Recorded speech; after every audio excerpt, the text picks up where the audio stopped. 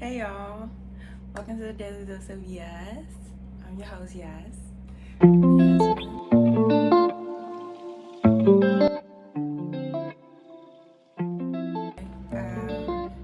What we gonna talk about? I'm gonna talk about self-love. We're gonna talk about my book. We probably start with my book, but we're just gonna talk about something, and I believe whatever that something is that just comes in my heart and my mind, it's gonna be beneficial for all of us. For all of us, really, for all of us. Okay. My book is called Love Yourself Like You Loved Your Ex. Time to unlearn what you once thought was love and embark on a true journey of self-love and self-discovery. So I love to write. I've been journaling since I was 12. I never thought I would necessarily writing a book. So this book is like 3 years in the making. Yeah. I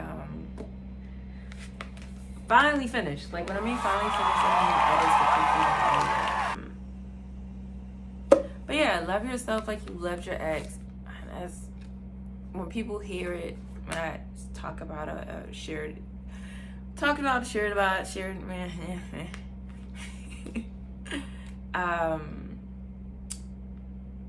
most people would be like, shoot, you should love yourself more.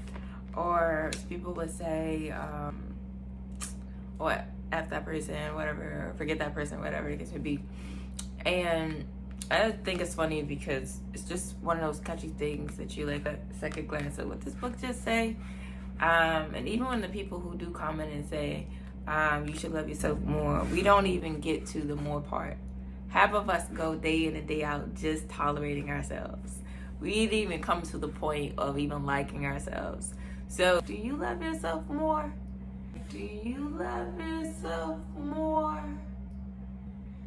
Do you truly love yourself more? Yeah. We don't, we just tolerate ourselves. Like, we don't really love ourselves. And many things I talk about in this book, I guess I keep doing this because I'm just, whatever, you know what I'm saying? So, when I say whatever, I'm just like feeling myself. That's what I mean by whatever. So, anyway, but one of the main things I really discuss or try to drive home is the fact that you cannot give something that you don't have to give, and someone can give you something they don't have to give. So, and I also brought in scripture to kind of tie in the point as well, so you could understand that. In the main scripture, that's not really main, it's two main, but I don't want to give all the deets. But one of the scriptures is the most common one, and that common one is love thy neighbor as I love thyself. Well, you only can love someone on the capacity that you love yourself. So, and I came to the realization that people love or people date on the level of their self-esteem. Let's bring that back, because you don't know what you just said. People date on the level of their self-esteem. Self-esteem. You know? Excuse me. So the way you feel about yourself, think about yourself, those all factor in the people that you accept in your space. Wow. That's where I'm here. I'm here, your digital bestie.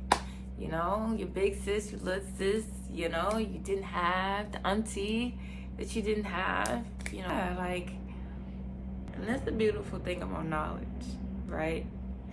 When you decide to really be serious about your life, knowledge is going to excite you, because the more knowledge you have, the more value you can be a service to people.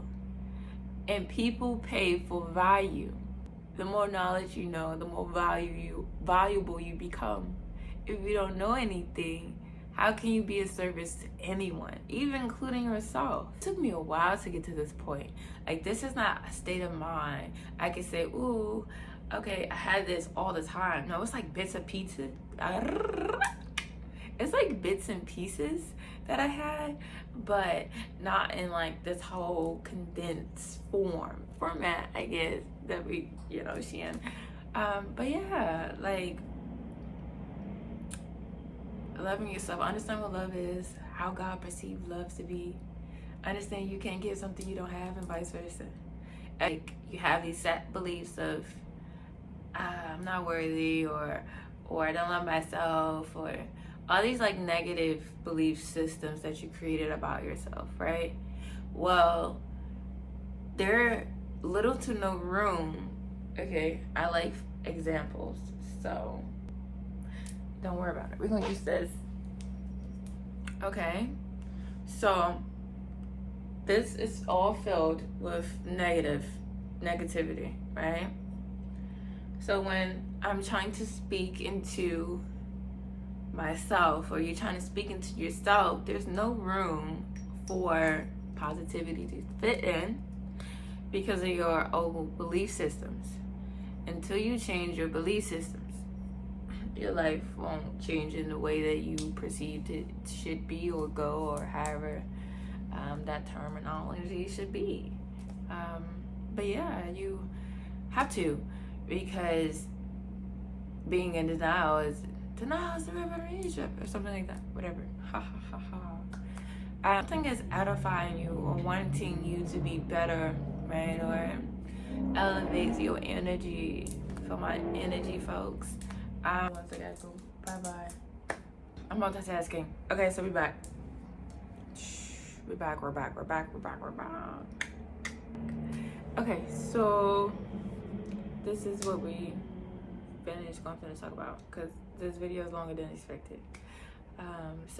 We all have different fixes. There's not my 2 cents about the fixes pretty much was if it's something that's edifying you, cultivating your energy, increasing your energy in a positive sense, then that's a good fix to have. If your fix is something that's detrimental to your health, your mind, your state of mind, your finances, then that's a fix that you don't want to have.